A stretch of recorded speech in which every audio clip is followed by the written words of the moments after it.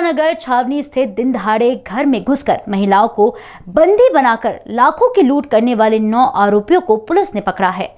इनसे हथियार सहित सोने के जेवर व नकदी रुपए बरामद हुए हैं। जानकारी देते हुए आईजी विवेक शर्मा ने बताया कि इस लूट की वारदात में भी वहीं का सिक्योरिटी गार्ड मुख्य आरोपी है, जिसने सभी आरोपियों को हथियार मुहैया करवाए थे और पूरी जानकारी भी दी थी।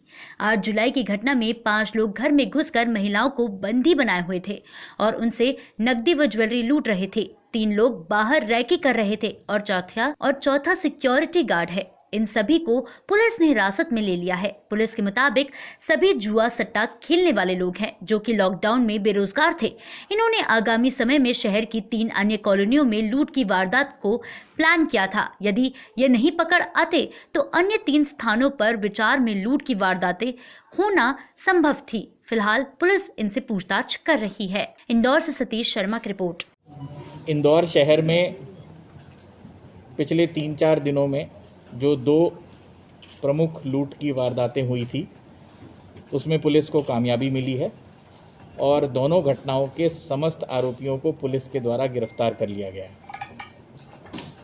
पहली घटना 8 तारीख को दोपहर को हुई थी, जिसमें ऊषानगर में एक अपार्टमेंट में महिलाओं को बंदी बनाकर 4 लोगों के द्वारा गहने लूट लिए गए थे और वहां से फरार हो गए थे। और दूसरी घटना 10 तारीख को दोपहर को एक्सिस बैंक में जो लूट हुई थी वो घटना थी। ऊषानगर वाली घटना में पुलिस ने 9 लोगों को गिरफ्तार किया है, जिनमें से 5 व्यक्ति घटना के समय 4 बताया था, पर 5 व्यक्ति एक्चुअली प्रविष्ट हुए थे और उन्होंने घटना कारित करी थी। 3 लोग नीचे वहाँ पर रैकी कर रहे थे और एक उसमें सिक्योरिटी गार्ड इन्वॉल्व था, जिसने कि उनको इन आरोपियों को हथियार दिए थे। इसमें जो घटना का जो मास्टरमाइंड है वो है पप्पू जाटव। इसका पूर्व में क्रिमिनल रिकॉर्ड है और इसके अलावा जो बाकी लोग हैं वो जो है मजदूरी का काम करते हैं और इनका अभी क्रिमिनल रिकॉर्ड खंगाला जा रहा है। परंतु इन लोगों ने कई सारी घटनाएं करने का प्लान किया हुआ था। यह ऐसे लोगों को टारगेट कर रहे थे जिन लोगों के पास इस तरह के बिज़नेस में वो होते हैं जिनके पास कैश रहता है और बैंक आजकल जाने में लोग कतरा रहे हैं। तो जिनके घर में महिलाएं दोपहर को अकेली रहें, इस तरह की इन्होंने 3 वारदातें संगम नगर, कालानी नगर और परस्पर नगर में अगले कुछ दिनों में प्लान कर रखी थी। अगर ये नहीं पकड़े जाते तो निश्चित रूप से 3 वारदातें हमारे हाल फिलहाल में होती। इसमें जो सीसीटीवी फुटेज शुरू में आए थे, उन सीसीटीवी फुटेज के आधार पर आपने भी प्रसारित किया। उसमें एक रेड एक्टिवा दिखी थी, एक वाइट एक्टिवा थी, एक मोटरसाइकिल थी।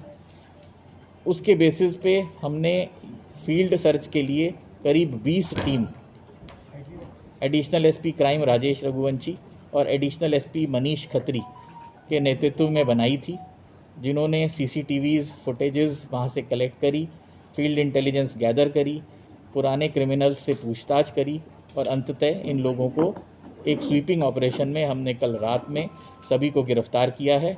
इसमें एक पिस्टल, एक कट्टा, 2 चाकू, 2 सोने की चेन, एक मंगलसूत्र, एक सोने का ब्रेसलेट और इसमें चांदी के कुछ सिक्के जेवर और 15,000 रुपये नकद बरामद हुए हैं।